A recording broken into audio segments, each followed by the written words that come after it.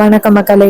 நம்ம கார்த்திக் கதையில நவம்பர் 21 என்ன நடக்க போகுது அப்படிங்கறத பத்தி தாங்க இந்த வீடியோல இப்ப நம்ம பார்க்க போறோம். இந்த வீடியோவுக்கு மறக்காம லைக் பண்ணிக்கோங்க. நீங்க லைக் பண்றதுதான் எங்களுக்கு அடுத்த வீடியோ போடுறதுக்கு ரொம்பவே இன்ட்ரெஸ்டிங்கா இருக்கும்.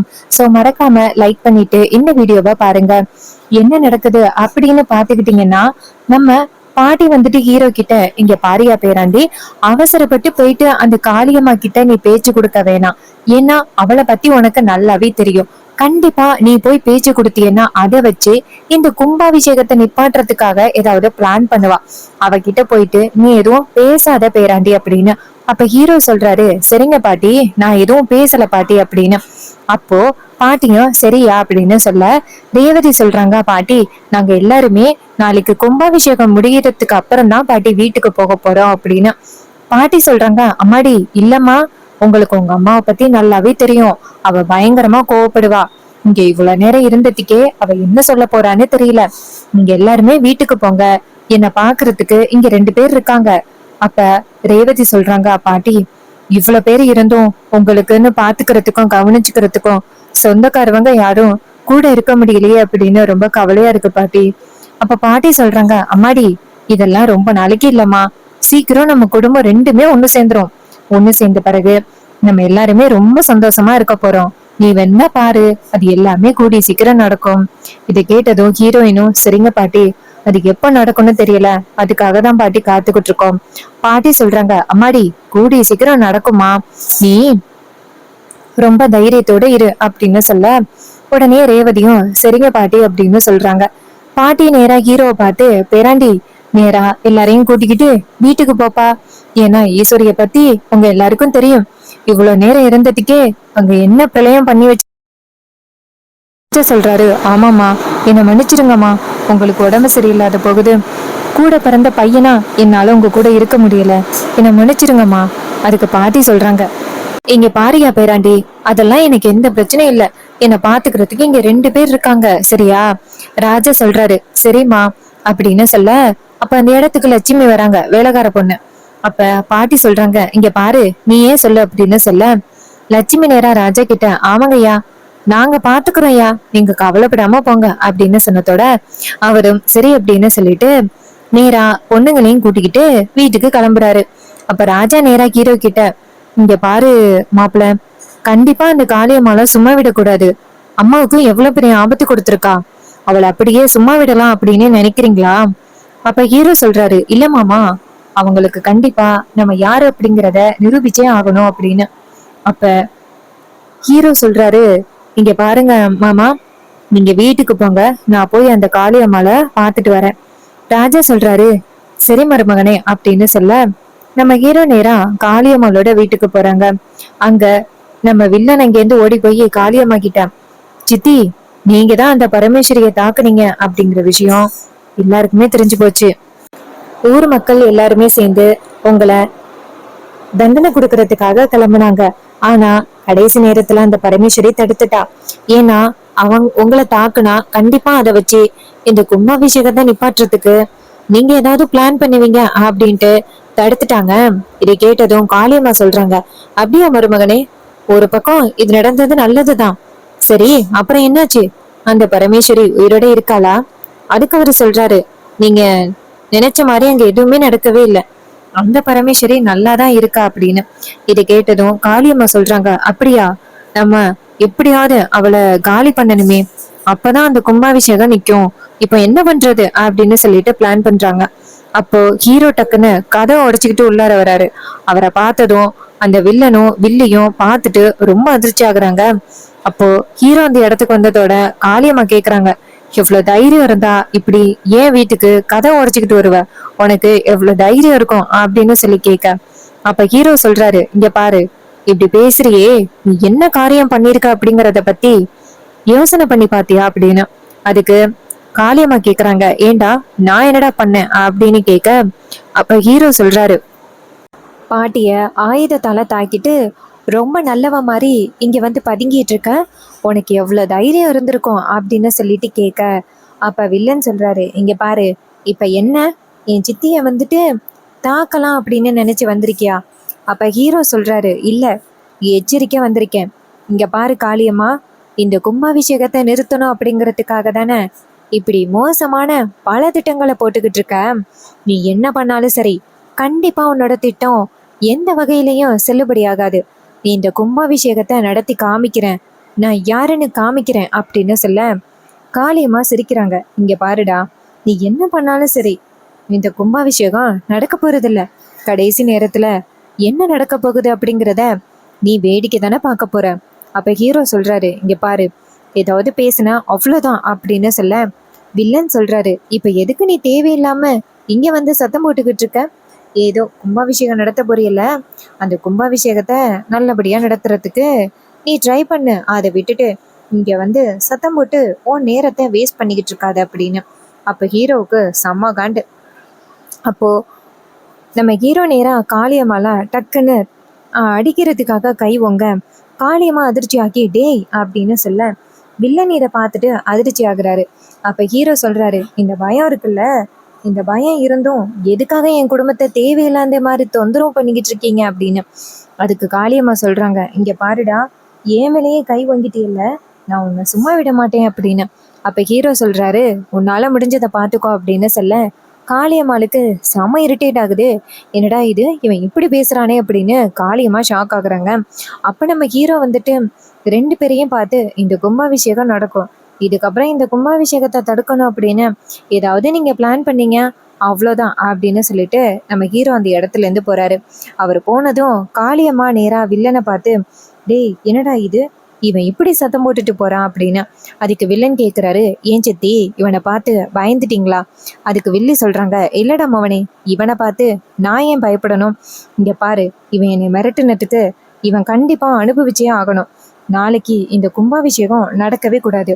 அதுக்கு நீ என்னெல்லாம் பிளான் பண்ண முடியுமோ அது எல்லாத்தையும் பிளான் பண்ணு அப்படின்னு சொன்னதோட அந்த வில்லனும் சரிங்க சித்தி நான் பாத்துக்கிறேன், நீங்க கவலைப்படாதீங்க அப்படின்னு சொல்லிட்டு அவர் அந்த இடத்துல இருந்து போறாரு. அப்ப வில்லி நினைக்கிறாங்க, எவ்வளவு தைரியம் இருந்தா ஏன் மேலேயே வந்து கை வாங்கியிருப்பான், இவ்வளவு தைரியம் இருந்தா இவனுக்கு நம்ம யாரு அப்படிங்கிறத நம்ம காமிச்சே ஆகணும் அப்படின்ட்டு அந்த வில்லி நினைச்சிட்டு இருக்காங்க. இன்னொரு பக்கம் நம்ம ஹீரோ நேரா வீட்டுக்கு போறாரு.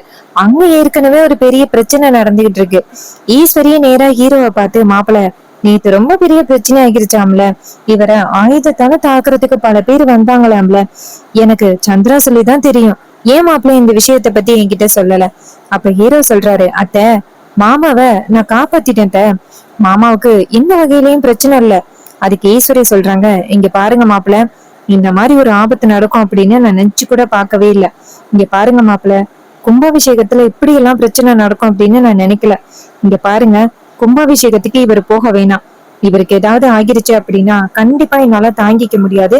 இவர் இதுக்கு மேலேயும் கும்பாபிஷேகத்துக்கு போகணும் அப்படின்னு அவசியமும் இல்லை அப்படின்னு. அப்ப ஹீரோ சொல்றாரு, இல்லத்த, நீங்க எல்லாருக்கும் முன்னாடிகளையும் கும்பாபிஷேகத்துக்கு மாமா வராரு அப்படின்னு ஒத்துக்கிட்டீங்க. இப்ப டக்குன்னு கும்பாபிஷேகத்துக்கு மாமா போக முடியாது அப்படின்னு சொன்னா கண்டிப்பா அங்க உள்ளவங்க எல்லாருமே கேட்பாங்களே, நீங்க என்னத்த பதில் சொல்ல போறீங்க? அதுக்கு ஈஸ்வரி சொல்றாங்க, இங்க பாருங்க மாப்பிள்ள, எனக்கு வந்துட்டு இவரை அனுப்புறதுக்கு விருப்பம் இல்லை அப்படின்னு. அப்ப ஹீரோ சொல்றாரு, அத்தை இது எல்லாத்துக்கும் காரணம் அந்த காளியம்மா தான். எப்படியாவது இந்த கும்பாபிஷேகத்தை நிறுத்தணும் அப்படிங்கிறதுக்காக தான் அவங்க எல்லாரும் சேர்ந்து இப்படி ஒரு பிளான் பண்ணிருக்காங்க. அதான் நான் கண்டுபிடிச்சு மாமாவை காப்பாத்திட்டேன் நேத்த. அதுக்கு ஈஸ்வரி சொல்றாங்க, இல்ல மாப்பிள்ள, எனக்கு இந்த விஷயத்த பொறுத்த வரைக்கும் எனக்கு பயமா இருக்கு. இவருக்கு ஏதாவது ஆகிருச்சு அப்படின்னா கண்டிப்பா என்னால தாங்கிக்க முடியாது. ஏற்கனவே என் அம்மாவுக்கு அப்படி ஆகிருச்சு, மறுபடியும் இவரை அந்த ஊருக்கு அனுப்பி இவருக்கு ஏதாவது ஆனிச்சு அப்படின்னா என்னால தாங்கிக்க முடியாது. சோ இவர் போக வேணாம் அப்படின்னு சொன்னதோட ரொம்ப ஷாக் ஆகுறாங்க நம்ம ஹீரோ. என்னடா இது, இவங்க இப்படி சொல்றாங்களே அப்படின்னு. அப்ப நம்ம ஹீரோ என்ன பண்றாருன்னா நேரா அவங்க அத்தை கிட்ட கன்வின்ஸ் பண்ண பாக்க, ஆனா ஈஸ்வரி ஒத்துக்கவே இல்லை. அப்போ ஊர் தலைவர்கள் எல்லாருக்குமே இந்த விஷயம் தெரிய வருது. இது மாதிரி ஈஸ்வரி வந்து அவங்க புருஷனை கும்பாபிஷேகத்துக்கு அனுப்ப மாட்டேன் அப்படின்னு பிடிவாதம் பண்றாங்க அப்படின்னு. இது கேட்டதும் ஊர் தலைவர்கள் நேரா ஈஸ்வரியோட வீட்டுக்கு வராங்க. ஈஸ்வரி நேரா ஊர் தலைவர்களை பார்த்து வாங்க அப்படின்னு சொன்னதோட ஊர் தலைவர்கள் ஈஸ்வரிய பார்த்து, அம்மா உங்ககிட்ட பேசுறதுக்காக தாம்மா வந்திருக்கோம் அப்படின்னு. அதுக்கு ஈஸ்வரி சொல்றாங்க, சரி சொல்லுங்க, என்ன என்கிட்ட பேசணும் அப்படின்னு. அதுக்கு அவங்க சொல்றாங்க, அம்மா இது மாதிரி கோவில் கும்பாபிஷேகத்துக்கு ஐயாவை அனுப்ப முடியாது அப்படின்னு நீங்க சொன்னீங்களாம்ல. இது கேட்டதும் ஈஸ்வரி சொல்றாங்க, ஆமா சொன்னேன், இங்க பாருங்க, கோவில் கும்பாபிஷேகத்துக்கு உங்களை நம்பிதான் நான் அன்னைக்கு அனுப்பிவிட்டேன். ஆனா நைட்டு சாமி கும்பிடும் பொழுது இவருக்கு அவ்வளவு பெரிய ஆபத்து வந்திருக்கு. அவரை காப்பாத்துறதுக்கு ஒருத்தரும் இல்ல, என் மருமகனை தவிர்த்து. ஊர் மக்கள் எல்லாருமே சேர்ந்து என்ன சொல்லி கூட்டிட்டு போனீங்க? இவருக்கு எந்த வகையிலயும் ஆபத்து வராது, இவரை நாங்க பத்திரமா பாத்துக்கிறோம் அப்படின்னு சொல்லிட்டு தானே கூட்டிட்டு போனீங்க. ஆனா கடைசியா இவருக்கு இவ்வளவு பெரிய ஆபத்து வந்திருக்கு. ஆனா உங்க யாருக்குமே தெரியல. உங்களை நம்பி நான் இதுக்கு மேலயும் இவரை அனுப்பணும் அப்படின்னு எனக்கு கொஞ்சம் கூட யோசனை இல்ல. தயவு செஞ்சு நீங்க எல்லாத்தையும் முடிவையும் மாத்திக்கிட்டு கோவில் கும்பாபிஷேகத்தை வேற யாரையாவது வச்சு நடத்திக்கோங்க. ஏன் அந்த பரமேஸ்வரி தான் இருக்கால, அவ இருக்கா, அவளோட பேரன் கார்த்தி இருக்கா, அவனை வச்சு இந்த கும்பாபிஷேகத்தை நடத்திக்கிடுங்க. தேவையில்லாம இதுக்கப்புறமும் என்ன கூப்பிடணும் அப்படின்னு நீங்க நினைச்சு பாக்காதீங்க அப்படின்னு. இது கேட்டதும் அவங்க ரொம்ப ஷாக் ஆகுறாங்க. ஊர் தலைவர்கள் ஈஸ்வரிய பார்த்து, என்ன மேடம் இப்படி சொல்றீங்க? கோவில் கும்பாபிஷேகம் ஐயா இருந்தா தானே மேடம் நடக்கும். இவரு தானே மேடம் சாமி ஆடினாரு. அப்படி இருக்கையில இவர் அனுப்ப மாட்டேன் அப்படின்னு சொல்றது எந்த விதத்துல நியாயம்? கொஞ்சம் யோசனை பண்ணி மாறுங்க மேடம். ஈஸ்வரி சொல்றாங்க, இதுல யோசனை பண்ண என்ன இருக்கு? உங்களுக்கு உங்க வீட்டுல ஒருத்தருக்கு ஆபத்து அப்படின்னா அந்த மாதிரி விடுவீங்களா? விட மாட்டீங்களா? அதேதான் நானும் அப்புறம் பண்றேன். எனக்கு அவரை அனுப்புறதுக்கு கொஞ்சம் கூட விருப்பம் இல்ல. தயவு செஞ்சு உங்க முடிவை மாத்திக்கோங்க. அப்போ நடக்கிறது எல்லாம் நம்ம ராஜா பார்த்துட்டு ஈஸ்வரிய பார்த்து, இங்க பாரு ஈஸ்வரி, ஏதோ திட்டமிட்டு சதி பண்ணி இப்படி பண்ணிருக்காங்க. அவங்களோட நோக்கம் என்ன அப்படின்னா இந்த கும்பாபிஷேகத்தை நடத்தக்கூடாது அப்படிங்கறதுதான் அவங்களோட நோக்கம். அதுக்காக தான் அவங்க இப்படி பண்ணிருக்காங்க. அதை வச்சு நம்ம இப்படி ட்ரை பண்ண கூடாதுல்ல ஈஸ்வரி. தயவு செஞ்சு கோவில் கும்பாபிஷேகத்துக்கு என்ன அனுப்பு ஈஸ்வரி. ஈஸ்வரி சொல்றாங்க, இல்லங்க, உங்களுக்கு எதுவும் ஆபத்து அப்படின்னா கண்டிப்பா என்னால தாங்கிக்க முடியாதுங்க. உங்களை இந்த கோவில் கும்பாபிஷேகத்துக்கு என்னால அனுப்ப முடியாது. தயவு செஞ்சு சொல்றதை கேளுங்க அப்படின்ட்டு. அப்போ நம்ம ராஜா சொல்றாரு, ஈஸ்வரி இங்க பாரு, எனக்கு எந்த வித ஆபத்தும் இருக்காது. மாப்பிள்ளதான் என்ன பத்திரமா பாத்துக்கிறாருல்ல, அப்புறம் என்ன அப்படின்னு. அப்ப ரேவதி ரோகிணி எல்லாருமே, ஆமாமா, இது மாதிரி கோவில் கும்பாபிஷேகம் ரொம்ப முக்கியமா. பாட்டி ரொம்ப ஆசையோட இருக்காங்க கும்பாபிஷேகத்தை நடத்தணும் அப்படின்னு. நீங்க பொசுக்குன்னு அப்பா வரமாட்டாரு அப்படின்னு சொன்னா பாட்டியால கண்டிப்பா தாங்கிக்க முடியாதுமா. ஏமா இப்படி அவசரப்பட்டு முடிவெடுக்கிறீங்க அப்படின்னு. அப்போ வில்லி இதையெல்லாம் பார்த்துட்டு ரொம்ப சந்தோஷப்படுறாங்க. கண்டிப்பா மாமா போகல அப்படின்னா இந்த கும்பாபிஷேகம் நடக்காது. அப்போ ஊர் மக்கள் எல்லாருமே சேர்ந்து பரமேஸ்வரிய ரொம்ப அவமானப்படுத்தி பேசுவாங்க.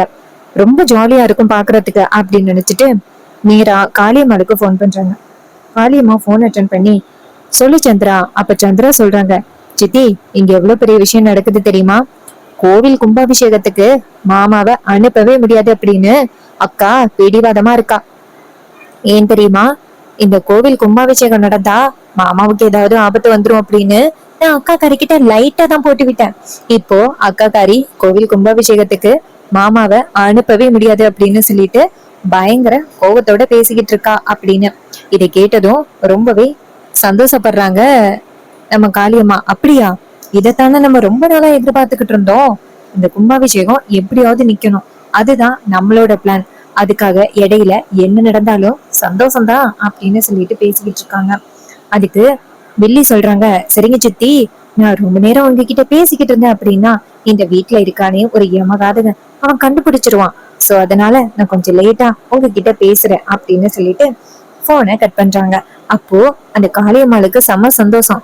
அப்ப இன்னைக்கு இந்த கும்பாபிஷேகம் நாளைக்கு நடக்க போறது இல்ல. அந்த ராஜா வந்தாதான் இந்த கும்பாபிஷேகம் நடக்கும். ராஜாவே வரல அப்படின்னா இந்த கும்பாபிஷேகம் நடக்கவா போகுது? அதற்கெல்லாம் வாய்ப்பே இல்ல. நம்ம நினைச்சது நடந்துருச்சு. ஈஸ்வரிய தூண்டி விட்டு ராஜாவா போக விடாம தடுத்தாச்சு அப்படின்னு வில்லி ரொம்ப சந்தோஷப்படுறாங்க. இன்னொரு பக்கம் நம்ம கார்த்தி எவ்வளவு எச்சரிச்சும் அந்த காளியம்மா கொஞ்சம் கூட அடங்குற மாதிரியே தெரியல. ஏதாவது ஒரு வகையில இந்த கும்பாபிஷேகத்தை நிறுத்தணும், நம்ம ஈஸ்வரியோட குடும்பத்தை பழி வாங்கணும் அப்படின்னு நினைச்சுக்கிட்டு இருக்காங்க. பாப்போம் இவங்களோட திட்டம்லாம் எவ்வளவு தூரத்துக்கு தான் போயிட்டு இருக்கு அப்படின்னு. சோ இதே மாதிரி இன்னுமே வேற ஏதாவது ஒரு கதைகள் பத்தின ரிவ்யூஸ் வேணும் அப்படின்னு நினைச்சீங்கன்னா மறக்காம நம்ம சேனலை சப்ஸ்கிரைப் பண்ணிட்டு கமெண்ட்ல சொல்லுங்க. அண்ட் உங்களுக்கு இந்த செவ்வந்தி பூ பிடிச்சிருந்துச்சுன்னா மறக்காம கமெண்ட்ல ஆரஞ்சு கலர் ஹார்ட்டை ஷேர் பண்ணுங்க. இதே மாதிரி வேற ஏதாவது ஒரு கதையில பார்க்கலாம். தேங்க்யூ ஃபார் வாட்சிங். நெக்ஸ்ட் வீடியோல பார்ப்போம்.